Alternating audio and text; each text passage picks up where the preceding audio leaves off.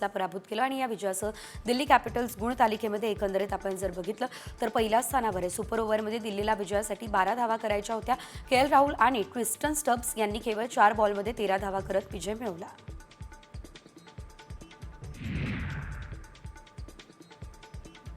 Rajasthan Royals विरुद्ध Delhi Capitals ही लढत जी आहे ती सुपर ओव्हरपर्यंत गेलेली आहे आणि दिल्ली कॅपिटल्सने शेवटच्या चेंडूवरती सामना जो आहे तो सुपर ओव्हरमध्ये खेळणाऱ्याला भाग पाडलेला आहे। त्यामध्ये दिल्ली कॅपिटल्सचा विजय झालेला आहे। असं असलं तरी तब्बल 4 वर्षांनंतर आयपीएलमध्ये सामना सुपर ओव्हरपर्यंत गेला आहे। बीसीसीआयने आयपीएलमधील सर्व संघांना सतर्कतेचा इशारा दिला। आयपीएलवर मॅच फिक्सिंगचे सावटे हैदराबादचा एक उद्योगपती बेकायदेशीर कामं करण्यासाठी लोकांशी संपर्क साधतोय असं बीसीसीआयने सांगितलं। संबंधित उद्योगपती बुकिंगच्या संपर्कामध्ये असल्याची देखील माहिती आहे।